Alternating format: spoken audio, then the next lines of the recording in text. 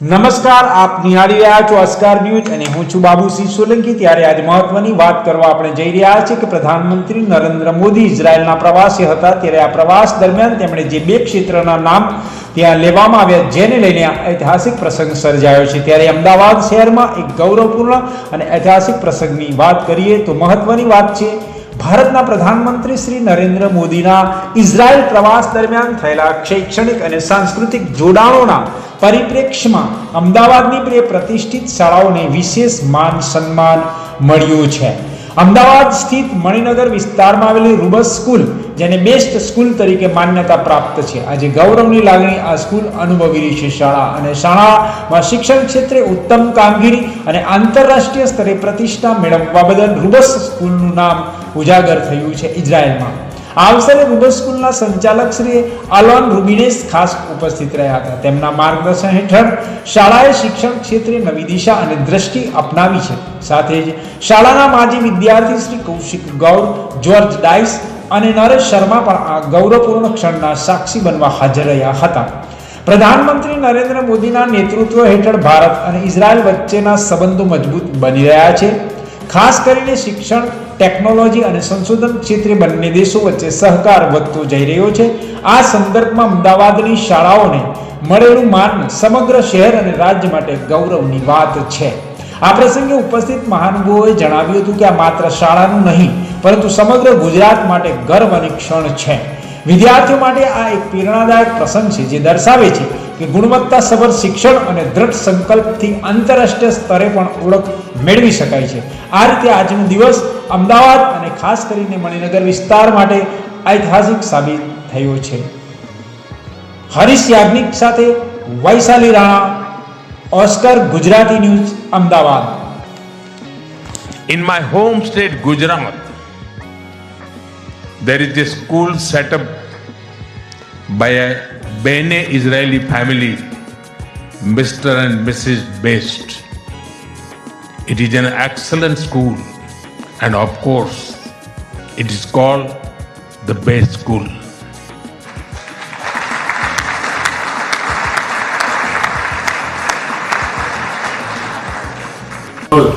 જોર્જભાઈ, તમે આ શાળાના જૂના વિદ્યાર્થીઓ છો, આપ આ શાળાએ ભણીને બહુ ઉચ્ચ લેવલે પહોંચ્યા છો, આ થાય છે આપ શું કહેવા માગો છો? આ જેટલી યહૂદી સંસ્થાઓ છે 50-60 વર્ષ જૂની છે અને એમાં પણ જ્યારે અંગ્રેજી માધ્યમ શીખવાડવામાં નહોતું આવતું એવા સમયે અંગ્રેજી માધ્યમની એક મિશનરી સ્કૂલો અને બીજી આપણે યહૂદી, હવે તમે વિચાર કરો કે એ ટાઈમે અને લોકો કહે છે આજે જે સંસ્થાઓ ચાલી રહી છે કોર્પોરેટ સંસ્થાઓ છે, ખાલી દેખાવ પૂરતી હોય કે એના પરથી, પણ જે વિદ્યાર્થીઓને જે ઘડતર હોય, ધારો કે કર્સિવ રાઇટિંગ, ફ્લુ ઇંગ્લિશ બોલવાનું, એ જે શીખવાડતા હતા એ આ સ્કૂલોમાં શીખવાડવામાં આવતું હતું। કર્સિવ રાઇટિંગ માટે શું કરતા હતા કે તમને ફિંગર મુવમેન્ટ ન થતી હોય અને વિદ્યાર્થી લખતો ના હોય તો એને કાગળના ડૂચાથી રમાડવામાં આવે, મુલતાની માટીથી રમાડવામાં આવે, જેથી કરીને કર્સિવ રાઇટિંગ લખી શકે। એવી રીતે ફ્લુ ઇંગ્લિશ કઈ રીતે બોલવાનું, કેમ કે આખું આપણે કલ્ચર બીજા કલ્ચરમાં રહેતા હોઈએ અને ઘરે આપણું કલ્ચર બોલવાની માતૃભાષા અલગ હોય, પણ એને અંગ્રેજી કઈ રીતે બોલવાનું, કઈ રીતે, અને એ સ્કૂલ કેમ્પસની અંદર એટલા સ્ટ્રિક્ટ હતા કે બીજી લેંગ્વેજનો યુઝ નહોતા કરતા। અને શિક્ષણની સાથે સાથે રમતગમત હોય, સાંસ્કૃતિક હોય, એ આપણે ઘરથી અમદાવાદની અંદર લગભગ 5 સ્કૂલો છે અને 5 નામાંકિત સ્કૂલો છે। બેસ્ટ છે, રૂફ્સ છે, નેલ્સન છે, પછી આપણે લિટલ ફ્લાવર છે અને ક્લાસિકલ, એમ 5 સ્કૂલ યહૂદીઓની છે અને 5 સ્કૂલે અનેક વિદ્યાર્થીઓને ઘડતર કરીને એટલા ટોપ સ્થાને આગે, અહીંયા જ નહીં, અમદાવાદ ગુજરાતમાં જ નહીં, ડૉક્ટરો થયા, એન્જિનિયર થયા, IIM કર્યું, IITમાં ગયા, કેટલા તો ફોરેનની અંદર સારી સલાહકાર બોર્ડોની અંદર છે, એવું ઘડતર આ સંસ્થાઓએ કર્યું છે। એટલે આ સંસ્થાઓને આજે આજના પ્રસંગે જ્યારે ઇઝરાયલની નેસેટની અંદર આપણા પ્રાઇમ મિનિસ્ટરે તેમના વખાણ કર્યા, તો આજે હું આ 5 સ્કૂલને અભિવાદન કરું છું અને હું એ લોકોને લગભગ 35-40 વર્ષથી સંસ્થાઓ સાથે સંકળાયેલો છું. એટલે દરેક સંસ્થાઓની મહેનત અને કેટલી સ્ટ્રગલથી એ લોકો બાળકનું ઘડતર, એ ધારો કે એ લોકોના 2 બાળકો હોય તો ત્રીજું બાળક એના સ્કૂલના છોકરાઓને સમજતા હતા, એ રીતે એ લોકો ઘડતર કરતા હતા. એટલે એમનું અભિવાદન કરું છું. સર, તમે જ્યારે આ સ્કૂલમાં એક વિદ્યાર્થી તરીકે હતા અને અત્યારનો જે બદલાવ છે એ કઈ રીતનો બદલાવ છે સર? અમે જ્યારે હતા ને ત્યારે 50 વર્ષ જૂની પ્રણાલિકા અલગ હતી. ચોકથી બ્લેકબોર્ડ ઉપર લખવામાં આવતું હતું અને આઈવન સાહેબ ખુદ સાયકલ લઈને ઘરેથી પિકઅપ કરવા આવતા હતા, કારણ કે ગણતરીના વિદ્યાર્થીઓ જ હતા. જગાભાઈ પાર્કમાં સાહેબનું રહેવાનું હતું એટલે મારા ઘરની નજીક પડી અને ત્યાર પછી સ્કૂલ અહીંયાગડી આવી ગઈ એટલે અહીંયાગડી સ્કૂલ ધીરે ધીરે મોટી થઈ અને સ્કૂલનો આજે પ્રગતિ એટલી બધી થઈ ગઈ છે કે અસંખ્ય વિદ્યાર્થીઓ અહીંયાગડી અભ્યાસ કરી રહ્યા છે. પણ એક વસ્તુ હતું કે ફાઉન્ડેશન જે અમને આપ્યું ને સ્કૂલે એ બહુ સારું આપ્યું. અમારી જોડે પ્રિન્સિપલ સાહેબ ક્રિકેટે રમે, ડ્રામા પણ કરે, અમને મનગમતી રમતો પણ રમાડે અને અમારું જે ફાઉન્ડેશન છે એ જબરદસ્ત કર્યું. હવે એમના ગુજરી ગયા પછી એલોન સાહેબે આખું નવું ડિજિટલ પ્રણાલિકા પ્રમાણે અભ્યાસ કરાવ્યું છે અને ડિજિટલ બોર્ડથી બધાને સ્માર્ટ બોર્ડથી એવી રીતે અભ્યાસ કરાવે છે. એનાથી સ્કૂલનું જે છે ને સ્ટેન્ડર્ડ ઘણું બધું ઊંચું આવી ગયું છે.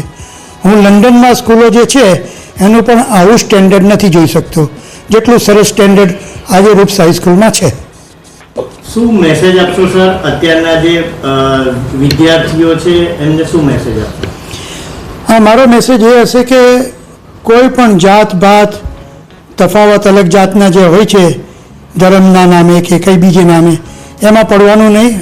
આપણું જે અભ્યાસ કરવાનું ધ્યેય છે એની અંદર મન મૂકીને બરાબર ભણવું અને જીવનની અંદર બેસ્ટ સિટીઝન બનવાની કોશિશ કરવી.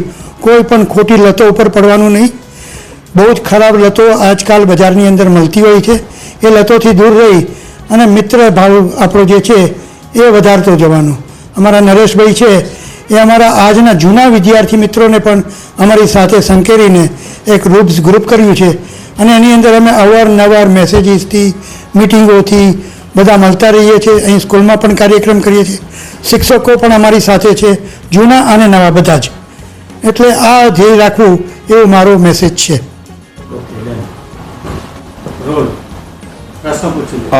ઇઝરાયલમાં ગઈકાલે ભારતના વડાપ્રધાન શ્રી નરેન્દ્રભાઈ દ્વારા જે સ્કૂલની અંગે ચર્ચા કરી છે એમાં આપણું શું કહેવું છે? જે આપણા નરેન્દ્ર મોદી સાહેબે ઇઝરાયલ જઈને જે અમારી સ્કૂલ જે બેસ્ટ સ્કૂલનું નામ લીધું અને યહૂદી પ્રત્યે આટલો બધો માન અને પ્રેમ બતાવ્યો, એના બદલ તો પહેલાં હું યહૂદી તરીકે અમારા સમાજથી હું એમના બહુ દિલથી આભારી છું કે આટલું બધું માન ને સન્માન ને એટલો બધો પ્રેમ એમને અમારા પ્રતિ છે અને એમને બેસ્ટ સ્કૂલનું નામ લઈને અમારા યહૂદી સ્કૂલોનું બહુ માન વધાર્યું છે. અને અમારી પણ રૂપ સ્કૂલ એક યહૂદી સ્કૂલ છે અને અમે પણ 60 વર્ષથી સ્કૂલ ચલાવીને અહીંયા ખાસો છોકરાઓને અહીંયાના છોકરાઓ બહુ સરસ આગળ જઈને લાઈફમાં એમને સારી ઉપલબ્ધિ મળી છે. અને હું યહૂદીના સમાજના રિપ્રેઝેન્ટેટિવ તરીકે હું એમનો બહુ આભારી છું કે આજે યહૂદીને એટલો બધો પ્રેમ માન સન્માન અને અમારા અહીંયા લોકોને એટલું બધી એમને એક્સેપ્ટ કર્યા છે અને અમને એઝ એમના લોકો જ અમને માનપાન આપ્યું છે અને ક્યારેય અમારા જોડે કોઈ પણ ડિસ્ક્રિમિનેશન કે એવી કોઈ મતભેદ કે એ નથી થયું. આજે આટલા વર્ષોમાં જ્યારથી યહૂદી લોકો ભારત દેશમાં આવ્યા છે ત્યારથી એમને એમના ફેમિલી તરીકે જ રાખેલા છે અને અમને પણ ભારત દેશ પહેલાં અમારું, પછી અમે જેમ સાહેબે કીધું કે Bharat is our motherland and Israel is our fatherland. હવે આપણી સામે અત્યાર સુધી કેટલા બાળકો અભ્યાસ કરી ગયા, ક્યાં કઈ જગ્યા પર છે અમારા ના હોય કોઈ? મારા ફાધરના ટાઈમથી ઘણા બધા જે પાસ આઉટ થયા છે આજે બહુ સરસ પોસ્ટો ઉપર છે, બહુ મોટી પોસ્ટો ઉપર છે. જેમાં અમુક મારા આજે આવ્યા છે અહીંયા નરેશભાઈ જે ટેક્સટાઇલમાં આગળ પડતા છે બહુ, પછી કૌશિકભાઈ છે, પછી અમારા એક સ્ટુડન્ટ છે જે જજ છે, હું નામ ના લઈ શકું પણ એ હાઈકોર્ટમાં જજ છે. અમારી અહીંયાની એક સ્ટુડન્ટ મિસ ગુજરાત છે. એવા ઘણા બધા અમારા સ્ટુડન્ટ આજે આપણા ભારત દેશમાં અને ગુજરાતમાં નામ બનાવીને અમને બહુ જ પ્રાઉડ ફીલ કરાયા છે.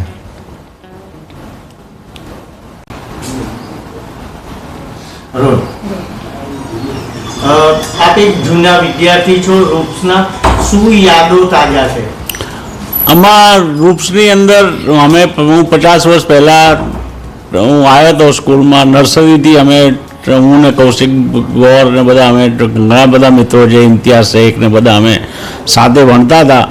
અને જે અમને પ્રિન્સિપલ આઈડી રૂબીન સાહેબે જે અમને એ આપ્યું, રિયલી મેં અમને બહુ છોકરાઓની જેમ સાચવતા હતા. અને પ્લસ અમે સમજ લો ઘણીવાર પિક્ચર હોલમાં જતા રહીએ તો અમને ત્યાં અમારી કોલર પકડી લેતા, ભાઈ તમે કેમ પિક્ચર, એટલે કહેવાનો મતલબ એટલા બધા પ્રિન્સિપલ એલર્ટ હતા, છોકરાઓનું એટલું બધું ધ્યાન રાખતા હતા.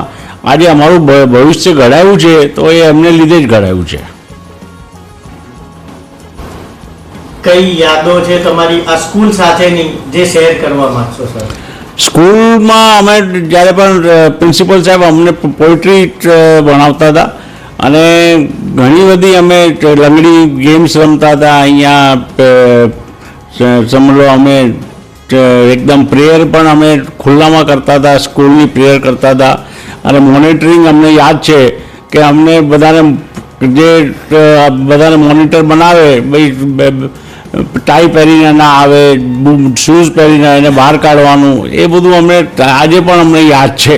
અને અમે છે ને બહુ ઘણી બધી અમે ગેમ્સ રમતા હતા. પ્રિન્સિપલ સાહેબ અમારી સાથે જ રહેતા હતા, આઈડી રૂબીન સર.